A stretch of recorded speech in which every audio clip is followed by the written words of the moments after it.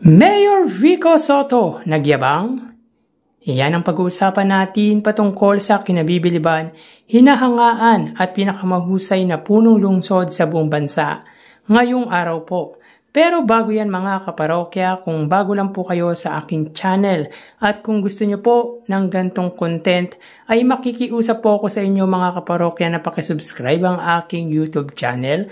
At kung naniniwala kayo na pang presidente na po ang butihing Mayor Vico Soto, ay i-like nyo naman po at i-share ang video ko na ito para mas marami pa pong makapanood ng mga uploaded video po natin. Maraming salamat po sa inyo mga kaparokya at sinashoutout ko nga po pala yung mga subscribers po natin, mga solid viewers, especially yung mga Filipino working abroad na maituturing po natin bagong bayani ng ating bansa. Maraming salamat po sa inyo at kayo po ang tunay na inspirasyon ko kung bakit patuloy po akong gumagawa ng gantong video about kay Mayor Vico Soto. Again, thank you so much at sobrang na-appreciate ko po kayo mga kaparokya.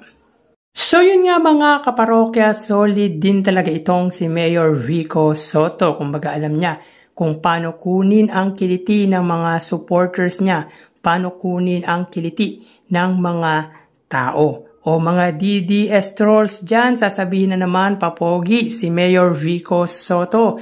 Disclaimer lang po hindi po lahat ng DDS ang pinatutungkulan ko dahil naniniwala po ang inyong lingkod na mas marami pa rin pong DDS or Duterte supporters na hindi binabash ang butihing Mayor Vico Soto. Tanging mga bayarang trolls at vloggers lang ang nambabash kay President Vico Soto. So selos na naman po sila mga kaparokya dahil nagsabi po tayo na President Vico Soto baka maungusan ang sinusuportahan nilang presidente by 2028. Konting kibot lang po kasi ni Mayor Vico Soto ay todo atake agad ang mga bayarang DDS trolls. But anyway mga kaparokya, pinagpiestahan at kinagiliwan po ang tila pagyayabang o buong pagmamalaki rather na pinost po nito na tila malapanorama daw di umano nakuha sa mga documents nito na siya namang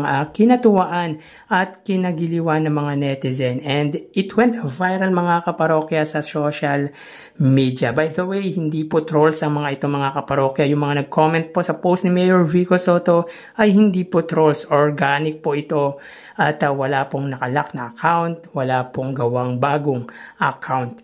So ayon po sa post ni Mayor Vico Soto, habang naghahanda para sa bagyong #OpongPH, biglang dumating to ang unang batch ng mga dokumento mula sa FOI request ko sa DPWH.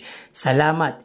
Gustong-gusto na ng mga kausap kong volunteer engineers and government monitoring NGO na mag-on-site inspection pero pinayuhan ko sila na ipagpaliban muna ang fieldwork hanggang sa makalipas ang bagyo. So may volunteer na engineers agad. Si Mayor Vico Soto, talagang suportado po sila kay butihing Mayor Vico Soto. To be fair, since 2019, I have never heard of any ghost project or anything like that within Pasig City's jurisdiction. But number one, we will make sure, and number two, we will also check for quality and effectiveness. Of course, we will look at DPWH flood control projects first because that's what people are asking about. But our real goal is to create an independent team, NGO type of experts and volunteers in Pasig that will monitor and evaluate infrastructure projects not only of DPWH but also of the LGU. This is the next level of our local government cleanup drive that is started in 2019. Let's pray that we won't be heavily affected. Sana humina na agad ang hangin at ulan. #Pasig City, #accountability, #DRRM. So yun nga po mga kaparokya, good news on the part of Pasig LGU led by Mayor Vico Soto to let us know that no ghost project, no involvement of anomalies or anomalous during in his time. Iba kasi kapag tunay na nagtatrabaho at kapag may tunay na pakialam sa kanyang nasasakupan. At maganda pa dito mga kaparokya, alam mo na accountable ito sa lahat ng ginagawa niya. Pero grabe, ang daming documents na yan for DPWH alone lang. Yan ang maganda kay Mayor Vico Soto. Napaka-transparent sa lahat. Sana all Pasigueño. Anyways, yun na nga mga parokya. Tila pagyayabang.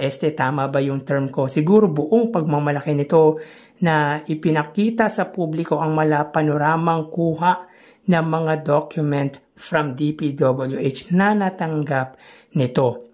Makikita sa caption ng larawan ang nakapanorama mode ako kaya ganito na talagang kinagiliwan at kinatuwaan ng mga netizen ang shinare nito na kung saan ayon sa ilan nag-comment tulad ni na Thanks Sky na may 1.2 followers sa kanyang Facebook na sabi, wow Mayor, nakapanorama pala, akala ko naka 0.5 kayo.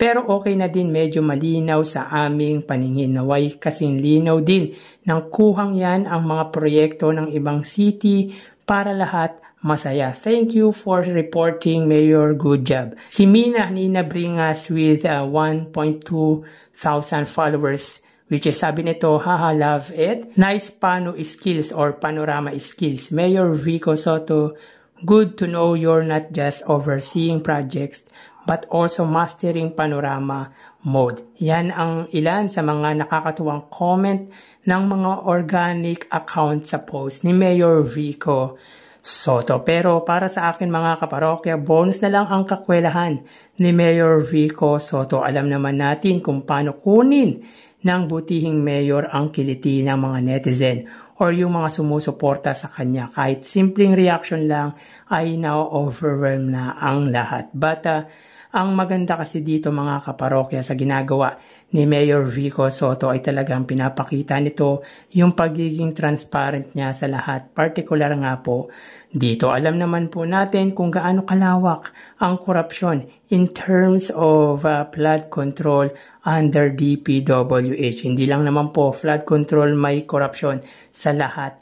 Kaya for me, good move ito for him, for the city of Pasig. Maganda din talaga na gumawa or creating an independent team to monitor, to check, and to see any project, whether flood control or infrastructure, to prevent conflict of interest. Kaya kapag si Mayor Vico Soto ang naging presidente ng ating bansa, hindi basta-basta makakurakot ang sinuman dahil talagang bubusisiin nito ang lahat ng departamento, mga cabinet secretaries at yung mga subordinates nito. Lalo na ang budget mga kaparokya, bawat sangay tulad ng ginagawa ni Mayor Vico Soto sa lungsod po ng Pasig. So yun nga po mga kaparokya, simple lang pero kwela si Mayor Vico Soto. Makikita mo pa din yung tila hindi updated nito sa mga gadgets.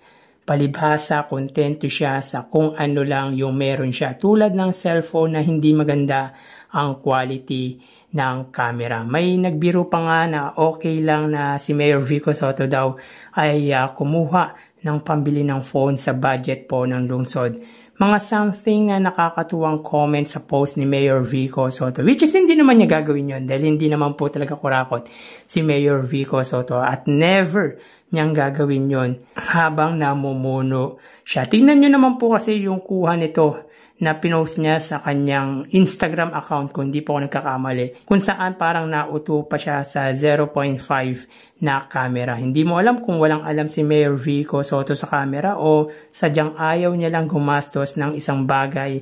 Like example nga po sa cellphone dahil may nagagamit pa naman ito.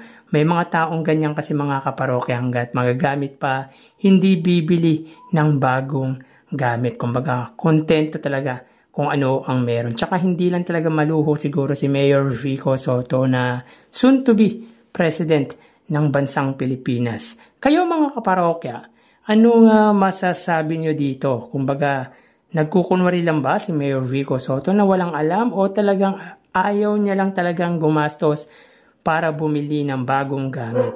By the way, bago kayo mag-comment, please don't forget to put #Protect Mayor Vico Sotto, #Mayor Vico Sotto for President. Patunay po yan mga parokya na sinusuportahan natin ang butihing Mayor Vico Sotto. So hanggang dito na lang po tayo mga kaparokya. Magsiingat po tayo dahil pabugso-bugso po ang ulan. Mas mainam pa rin pong magdala po tayo ng payong pananggalang po sa buhos po ng ulan. Nang sa gayon ay makaiwas po tayo sa sakit. So again, thank you so much and God bless.